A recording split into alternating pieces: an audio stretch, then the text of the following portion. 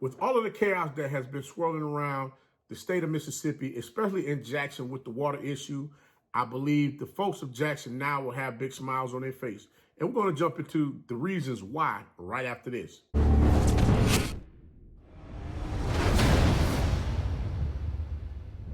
You know, it's your favorite coach back at it again. 10 toes down, about to tell you how it all went down. This is Tomorrow Leader Sports Network with your host, Coach Walker. If you're new to the channel, please like, share, subscribe. Hit that notification bell so you can get all upcoming videos. For all my leaders out there, welcome back.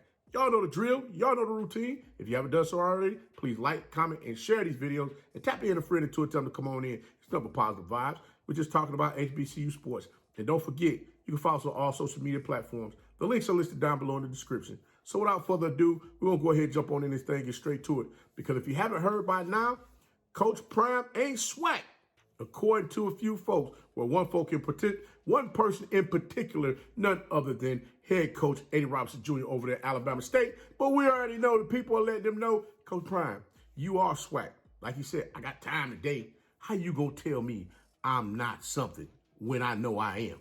Hey, all I know is this. It couldn't get more sweeter than what's going on right now. I mean, hey, the business for Jackson State has definitely picked up and gone through the roof. I mean, they are trending. And I mean, trending at a high clip. I mean, they're just trending. In which, you know what? When you get out here, you market your product in a manner in which Coach Prime has been helping market Jackson State football program. You couldn't ask for anything more. And the crazy thing about it is there's so many folks out here trying to figure out, like, hey, why they getting all this shine? This is why.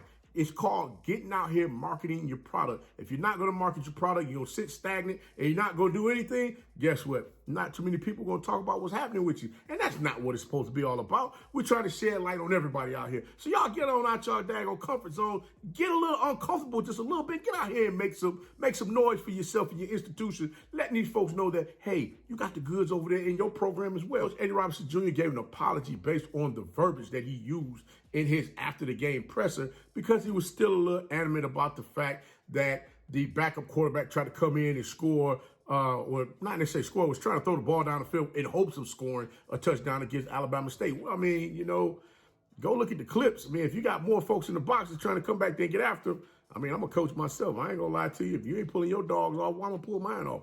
I'm just being honest. Some folks gonna look at it another way. Coach, you talking crazy. Even with the apology, we still haven't heard anything about disrespectful comments that was made, not only to Coach Prime, but to them young ladies as well that was on their team. I'm just saying, guys, listen, you all know out there, if that was Jackson State that did that to anybody else, everybody and mama would be sitting here, hey, I told y'all Coach Prime ain't got them folks over there. He ain't got them discipline. They over there talking about dominate. Dominate what? Dominate talking to folks like he ain't got no business. That's exactly what folks be trying to do. That would be the that would be the hottest daggone line out there for everybody to talk about. But you know, the craziest thing is, I'm going to play for you what Coach A. Robinson Jr. had to say concerning his verbiage that he used after the game. Check this out. You issued an apology.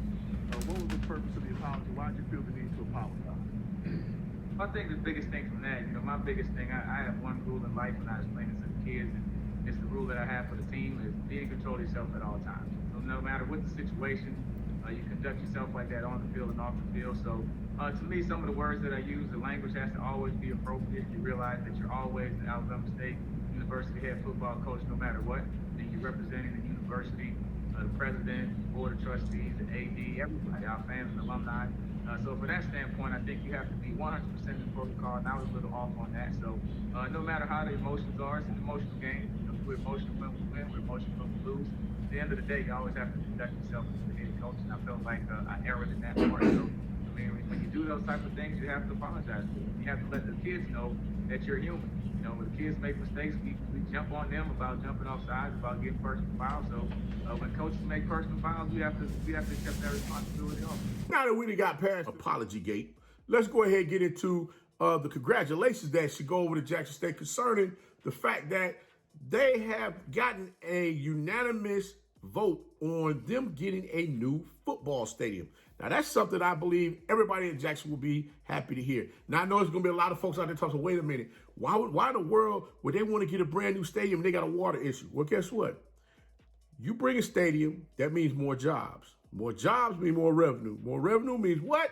We can start fixing some of the stuff that needs to be fixed around the city. We already know the city itself is a very beautiful city. Once you're downtown, you get down there and really get to enjoy yourself. You got to be careful wherever it is you go, but you want to be able to get out and enjoy yourself and start seeing things come in there that's going to help thrive the community, going to uplift the community, start bringing more revenue into that community so that they can go ahead and start, building up some stuff down there. I mean, why not? Why would you want to do that? That's happening in every metropolitan city that's out here known to man. So let's give the folks of Jackson an opportunity for them to be able to do the same thing. Why not? Why not? Like I said, that stadium will bring in more jobs, will bring in opportunities for people to do more things within the city so that they can get things going in a direction that they want to see them go. Not saying that they're not already going in that direction, but everybody wants to achieve more, and why not put that opportunity out there for them to do that? And not only that, that allows Jackson State to see that revenue come back into their sports program for them to do more things that they're looking to do over there on their campus as well. City of Jackson council members stated that Coach Prime is SWAC, and they talked about how much of a blessing he is to Jackson, especially now that he's been there taking over that football program since 2020, how it has invigorated everyone in the city to talk more and more about Jackson State football. Not saying that it wasn't being talked about before when it was winning back in 2000, I believe 13, 14, but now it's like it's at such a higher height. It's at such a peak where they're seeing more and more people coming into the city of Jackson, wanting to come to Jackson State games to be a part of that Saturday experience over on Jackson State campus. So, what more can you say? All you want to do is you want to see more and more come in so that things can go ahead and turn that corner for the city itself. But not only those blessings for Coach Prime is coming in as far as them voting unanimously for Jackson State to get a new stadium, but man, Coach Prime, hey, it's the gift to keep on giving, boy. When you're a blessing under somebody else, guess what? Blessing's going to come back to you. And Coach Prime is finding blessing after blessing after blessing, especially in the recruiting game, because now he got a young man that's coming in, this bad boy that is a freaking monster. You hear me? This young man is 6'8", 315 pounds. 3-star recruit. That's right. From Kip High School in Columbus, Ohio. This young man, the young man that I'm talking about is none other than Jordan Hall.